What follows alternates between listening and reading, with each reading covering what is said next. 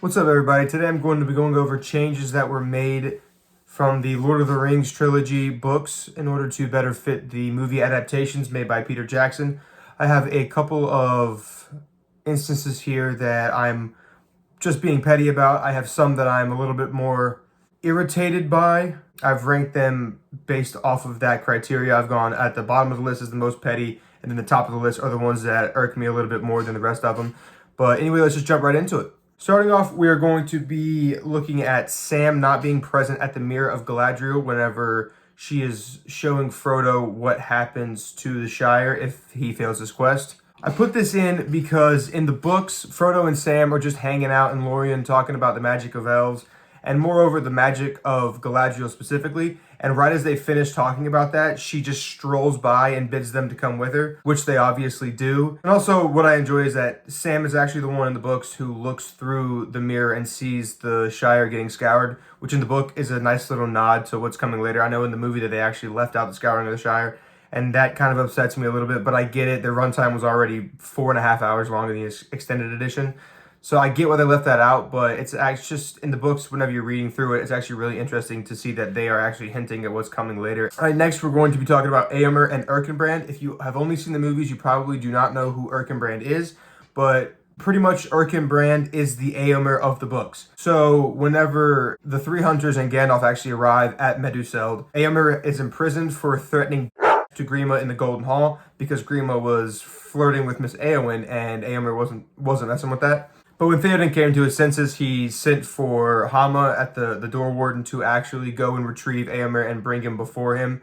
And then he pretty much just repledges his loyalty, says that he hates Grima and that everything's good now. But the reason why this really upsets me that it was left out of the movie is because whenever the three hunters come across Éomer and his company out tramping about in the hills of Rohan, and they have that interaction that they have in the movie, whenever they actually get to Helm's Deep and Aragorn and Éomer are fighting side by side, they're pretty much just slaying through dozens on top of dozens of Uruk-hai at the same time. And while they're doing that, they're giving each other compliments, saying how good and how much better the other one is at fighting. And they're pretty much just big upping the other one.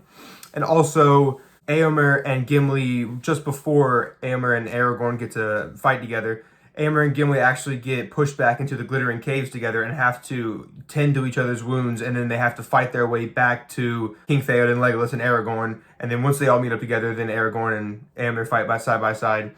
But I really enjoy Gimli and Éomer fighting together because the entire book, they're beefing about their pride and their ego, or about Arwen and Galadriel. They're always beefing about something, but it's a friendly beef. It just makes for some good feel-good moments. Now this one, the of the Witch King. Now there's a lot of moving parts when it came to the Witch King. It all started with a prophecy that was told by Glorfindel, the one who saves Frodo and sends him to the Ford of Bruinen. The quote actually said, "Far off yet is his doom, and not by the hand of man will he fall." He said this to Prince Eärnur of Gondor after the Battle of Fornos, whenever they actually beat the Witch King and his army and made them retreat. The prince was he wanted to go chase after the Witch King and go ahead and slay him whenever they had him beat pretty much.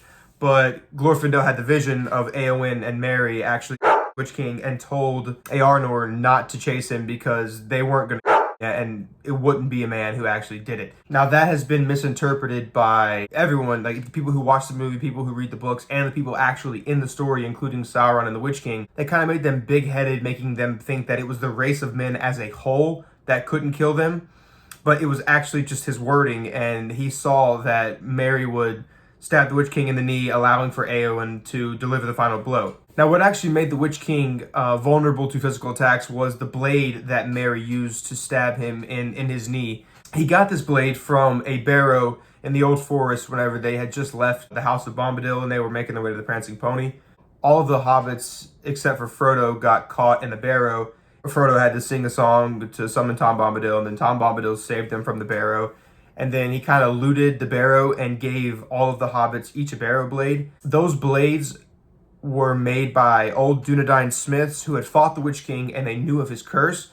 So what they did was they enchanted the blades that they had made to whenever you would strike the Witch King or strike somebody who is under the effects of this curse, it would remove the curse binding their undead soul and physical body to life, which pretty much it's It's like pretty much that he had an overpowered dagger, and he stabbed the Witch King with the dagger, which kind of removed his shield, allowing Eowyn to stab him in the face. So yeah, pretty much it wasn't that Eowyn was a woman, and because she was a woman, she wasn't a man, and a man killed him. It was that Glorfindel, in his vision, saw that it was a hobbit who would break the curse, and then he saw that it was the woman who would deliver the final blow. So pretty much he said the prophecy, but he made it kind of vague. I don't know if he was doing that on purpose or if he was just... Because there's also a point in the books where whenever Frodo is asking for the advice of the elves who are going to the Grey Havens, the elf said that we don't like to give counsel because counsel, even given from the wise to the wise, can be bad. So Frodo was like, I've heard not to come to the elves for advice because they'll answer yes and no. They're kind of vague in general when giving advice, or they're just vague when it comes to portents of the future. Now, I've been watching these movies ever since I was like 6 or 7. And one thing that I never understood is whenever Pippin tells Treebeard to go south rather than to go straight for the Shire. Because Pippin's not smart enough to know, like, to be able to deduce that next to Isengard is probably going to be fell trees because they have to make this army. And then, so we're going to take Treebeard all the way to the south, right where the fell trees are. And he's going to see, and he's going to get upset, and then he's going to want to attack. Like, I never thought that Pippin was actually that cunning and that smart. But in the books, Treebeard knew what Sauron was getting up to. Like, Treebeard is the protector of Fangorn. Like, his name is literally Fangorn in Elvish. He is the protector of those woods. He knew that Sauron was cutting down these trees, and he knew what he was up to. But when Merry and Pippin came to Fangorn and he rescued them, he called for the Entmoot and then told the Ents pretty much what was going on. They grabbed their straps and got to work. But like, I get that in the movies they wanted Merry and Pippin to sort of have their moment because you want to get everybody, all your main characters involved. So what they did was they used Gandalf to say that Merry and Pippin, their coming, woke up the trees, and then the trees saw what happened and they got all mad. Like, Treebeard knew what was going on.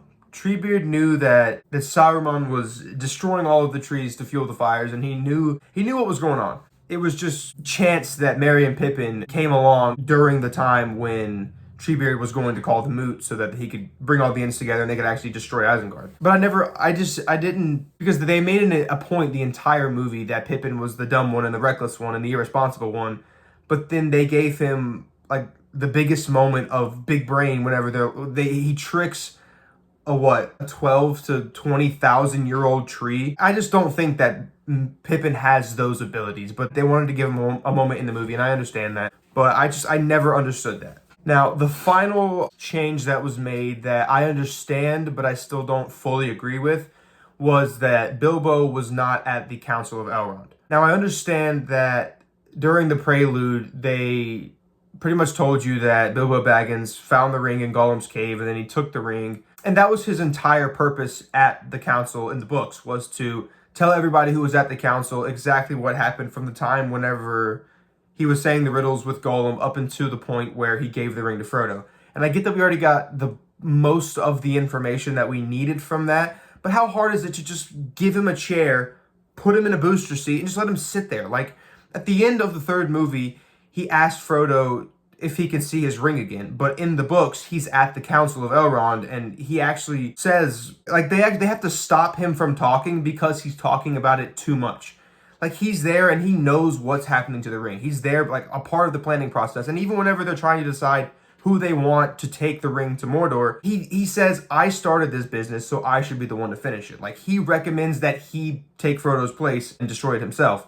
But they all said that he was past his time and that it's Frodo's task to do now. But I just don't understand, like, you couldn't just put him in a chair and just sit in there. Like, he couldn't just be there. He didn't have to, like, say the exposition that I already said, but put him there. Now we're getting into the ones that I absolutely most disagree with, and starting off, we are talking about the Army of the Dead at the Battle of Pelennor Fields. Now, if you've seen the theatrical edition, you know that Aragorn shows up on the ship of the Corsairs of Umbar with Legolas and Gimli, and then the Army of the Dead comes through like a tsunami and just wipes out all of the orcs onto Pelennor Fields, and that's going through Minas Tirith. However, if you watch the extended edition, you will see a scene where Aragorn, Gimli, and Legolas actually confront the Corsairs of Umbar, and where they use the Army of the Dead to destroy them to actually gain their ships to sail to Minas Tirith. Now, in the books, Aragorn uses the Army of the Dead to actually wipe out the Corsairs of Umbar, and then once they wipe out the Corsairs of Umbar, he sets them free. He doesn't take them to the Battle of Pelennor Fields or the Battle of Minas Tirith.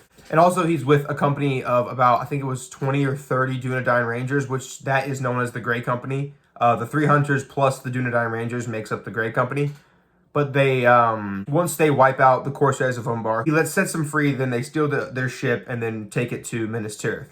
I just think that Peter Jackson using this army to just wipe out every single orc, it takes away from their battle ability and their skills. It just takes away from their abilities and showing just how overwhelmed they were, but they still fought it out and had enough troops to launch their first assault on the Black Gate. It just kind of takes away from the men and how with it they actually were, how nice they were with the shit. Next is the aging of Frodo and Bilbo in the movies. Now in the book, on Frodo's 33rd and Bilbo's 111th birthday, yes, they share the same birthday, it takes him 17 years and 1 day from the actual time of the party to when Frodo leaves the Shire. So he's 33 at the party, and then he's 50 when he actually leaves the Shire. But whenever he leaves the Shire and makes it to Rivendell, Frodo has aged 0 years, but it looks like Bilbo has actually aged the full 20 years. I just don't like how in the movies they aged Bilbo, but they didn't age Frodo. Like in the lore, Frodo is 12 years older than Sam, Frodo's 14 years older than Merry, and he's 22 years older than Pippin, but they portray him as this young and inexperienced hobbit that doesn't really know what's going on. But in the books, he's almost halfway done with his life. That's the reason why the 3 hobbits followed him in the first place, because they see him as a mentor and a leader and as like an older cousin, like somebody who they look up to. Now, the most irritating change that they made from the book to the movie is actually when Frodo and Sam enter Shelob's cave. In the movie, Smeagol takes all the Limbus, throws it off the edge of the mountain, and Frodo and Sam get into a big fight, and Frodo pretty much tells them to f off. But in the books, Frodo and Sam both enter the cave together. What actually gets them separated is that they see Shelob, that they feel that Shelob is watching them, and then they see the eyes, and they come across a wall of spider webs while they're trying to run away from Shelob. Sam tries to cut it down, but he can't, so then Frodo pulls out Sting, and he's chopping away at these things, at the wall of spider webs. And when he makes it through and he shines the light of Arendelle down the corridor where they're at, he actually thinks that he sees an exit, so he starts to kind of make his way towards the exit, forgetting about Sam, because they had been in the dark for like 30 minutes to an hour already, like pitch black dark with a stink smell, knowing that they're being watched by something. So he hastily runs out towards the exit, leaving Sam behind. But because this is Shelob's lair, she knows every single pathway within here. So she actually gets herself in between Frodo and Sam when Frodo creates that distance. And then, you know the rest. She catches up with Frodo, sticks him. But actually why Sam was unable to catch up to Frodo is because when they got separated, Smeagol was sitting around lurking the entire time. And when he saw his moment, he attacked Sam. He jumped on his back and was trying to fight him a little bit, but then Sam threw him off and went to go find Frodo laying there. I just feel that with Peter Jackson's previous experience in horror movies, I know he has arachnophobia and he probably would want to spend as little time in the cave as possible. But with his background in horror movies before he released the Lord of the Rings, I feel like he could have done so much good with this scene. He could have made it the most suspenseful and the most terrifying scene in the entire movie. And that he would have been right to do so, because in the books, it's suspenseful and it's terrifying. And out of nowhere, it's just, you think that Frodo's dead and you think that Sam has to carry on the quest by himself, but you know the story from there. But yeah, those are the changes made from the book to the movie adaptation. For whatever reason, they changed it. There's a couple of changes that I agree with. You just heard the changes that I don't agree with, but I think that overall they did a very good job at adapting the book to the movie. Like I said, I've been watching these movies for going on 15, almost 20 years now. I don't want to seem like I'm bad-mouthing or degrading the movies in any way, because, I mean, I watch them all the time, and, I mean, I actually have The Return of the King on the TV right now as lighting, and I plan on watching this while I'm editing this video. I really enjoy these movies. I like pointing out the difference between the book and the movie, just to see how the original work versus the movie adaptation, because I know whenever you're adapting source material from a book or from anything into a movie, I know it can be difficult and you have to leave out certain events. You have to create some to make it flow smoother. You have to format it like a movie. You can't have it formatted like a book. But I just wanted to make this video and point out a couple of the changes. For any of you guys who are interested in reading the books, I would really recommend you doing so. But anyway, I appreciate you guys for watching, and we'll see you in the next video. Later.